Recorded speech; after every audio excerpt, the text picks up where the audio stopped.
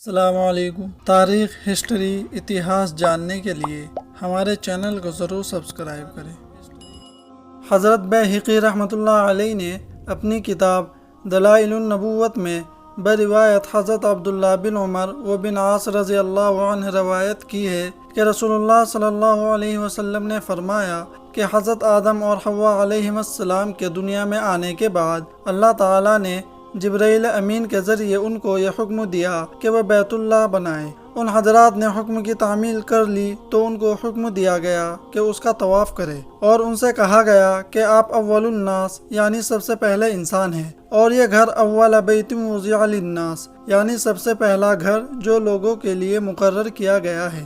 بعض روایت میں ہے کہ حضرت آدم علیہ السلام کی کعبہ کی تعمیر نوح علیہ السلام کے زمانے تک باقی رہی۔ طوفان نوح میں یہ ختم ہو گئی اور اس کے نشانات مٹ گئے، اور اس کے بعد حضرت ابراہیم علیہ السلام نے انہی بنیادوں پر دوبارہ تعمیر کیا۔ پھر ایک مرتبہ کسی حادثے میں اس کی تعمیر منہدم ہوئی تو قبیلہ جرہم کی ایک جماعت نے اس کی تعمیر کی۔ پھر ایک مرتبہ اور منہدم ہوئی تو عمالقہ نے تعمیر کی، اور پھر منہدم ہوئی تو قریش نے رسول اللہ صلی اللہ علیہ وسلم کے ابتدائی زمانے میں تعمیر کی، جس میں آپ صلی اللہ علیہ وسلم بھی شریک ہوئے اور حجر اسود کو اپنے دست مبارک سے قائم فرمایا۔ لیکن قریش نے اس تعمیر میں حضرت ابراہیم علیہ السلام کی بناوٹ سے کسی قدر مختلف تعمیر کی کہ ایک حصہ بیت اللہ کا بیت اللہ سے الگ کر دیا، جس کو حتیم کہا جاتا ہے، اور حضرت ابراہیم خلیل اللہ کے بنانے میں کعبے کے 2 دروازے تھے، ایک داخل ہونے کے لیے، دوسرا پیچھے کی جانب باہر نکلنے کے لیے۔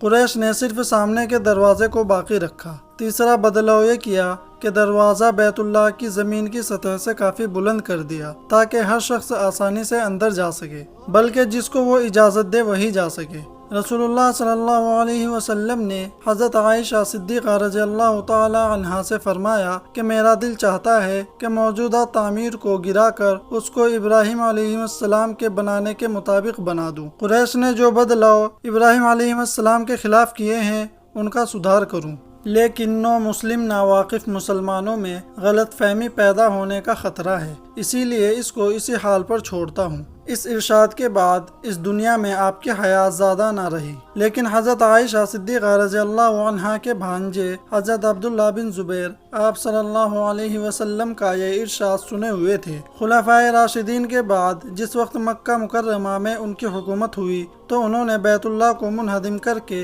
ارشاد نبوی کے مطابق اور حضرت ابراہیم علیہ السلام کے بنانے کے مطابق اس کو بنا دیا، مگر عبداللہ بن زبیر کی حکومت مکہ معظمہ پر چند ٹائم تھی۔ ظالم الامہ حجاج بن یوسف نے مکہ پر چڑھائی کر کے ان کو شہید کیا اور حکومت پر قبضہ کر کے اس کو گوارا نہ کیا کہ عبداللہ بن زبیر کا یہ کارنامہ رہتی دنیا تک ان کی تعریف کا ذریعہ بنتا رہے، اس لیے لوگوں میں یہ مشہور کیا کہ عبداللہ بن زبیر کا یہ کام غلط تھا۔ رسول اللہ صلی اللہ علیہ وسلم نے اس کو جس حالت پر چھوڑا تھا ہمیں اسی حالت پر اس کو رکھنا چاہیے۔ اس بہانے سے بیت اللہ کو پھر سے گرا کر اسی طرح تعمیر کر دیا جو زمانہ جاہلیت میں قریش نے بنایا تھا۔ حجاج بن یوسف کے بعد آنے والے بعض مسلم بادشاہوں نے پھر حدیث کے مطابق یہ ارادہ کیا کہ بیت اللہ کو پھر سے رسول اللہ صلی اللہ علیہ وسلم کی حدیث کے مطابق بنا دے، لیکن اس زمانے کے امام حضرت امام مالک بن انس نے یہ فتویٰ دیا کہ اب بار بار بیت اللہ کو گرانا اور بنانا آگے آنے والے بادشاہوں کے لیے بیت اللہ کو ایک کھلونا بنا دے گا، ہر آنے والا بادشاہ اپنے نام کے لیے یہی کام کرے گا، اسی لیے اب جس حالت میں بھی ہے اسی حالت میں چھوڑ دینا بہتر ہے۔ تمام امت مسلمہ نے اس کو قبول کیا، اسی وجہ سے آج تک وہی حجاج بن یوسف ہی کی تعمیر باقی ہے، البتہ مرمت کا کام ہمیشہ جاری رہتا ہے۔